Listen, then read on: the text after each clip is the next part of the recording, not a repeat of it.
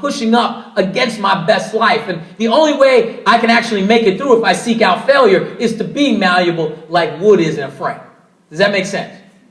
So, sometimes being able to give and change and mold is a much more powerful standpoint to approaching environmental conditions or changes, which I call in our lives obstacles.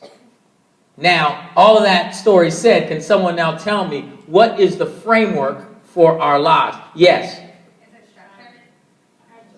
What is? Hold on. You said what? Structure. What did you say? No. What is it? No. What is it? Choices! I said that word in my story. It's the choices we make. You see, what's interesting about it is that you can have a great blueprint, and just look at my business, the entertainment business, or athletics, or even politics. You can have a great blueprint, you can have a great foundation, but if you make poor sets of choices, that'll take you off your path. So although the foundation supports everything, the choices are the framework.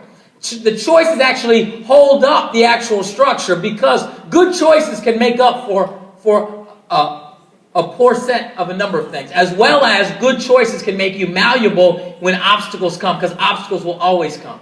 So the choices that we make are the framework for our lives. So we start with the blueprinting first. Second is the foundation build. Third are the choices that we make. And the fourth and final element of being active architects of our own life is the answer to this question. Now, I'm not going to give a prize for the answer to this question. Because, well, yeah, I'll give a prize. No, I'm wrong. I'll give a prize. And if you read this in my book, you're not eligible for the prize. What's the one small thing that every architect designs into their structure that's essential for the structure to fulfill its purpose? Yes. A backup plan? What does a backup plan have to do with a house?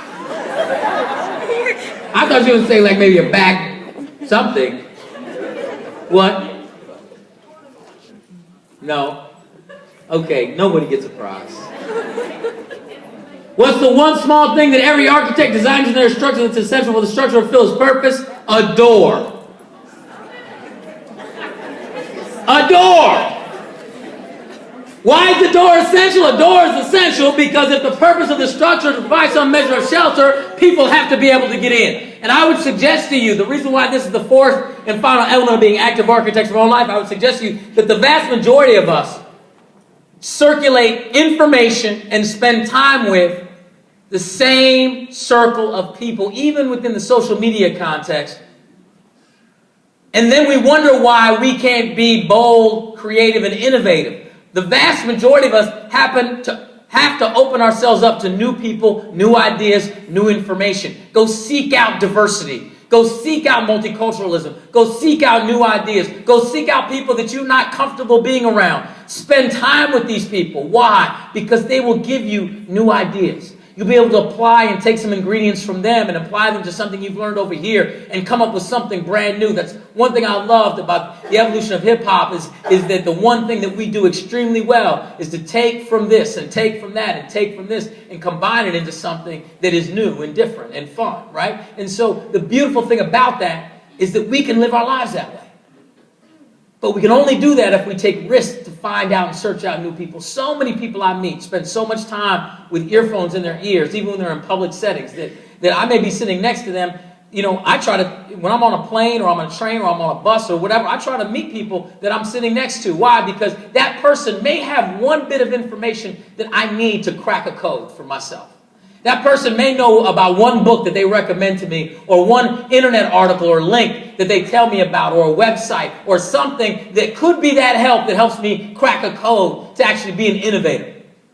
Yet if I keep my earphones in and I just keep my blinders on and look straight ahead and I never meet that person, then that does me no good. Or if I say, you know what, they're a different race or a different gender or from a different socioeconomic status or a different this, or they're in a different fraternity or they're in a different sorority or they're in a different whatever, or they don't play the sport I play, I can always find a reason why someone's different.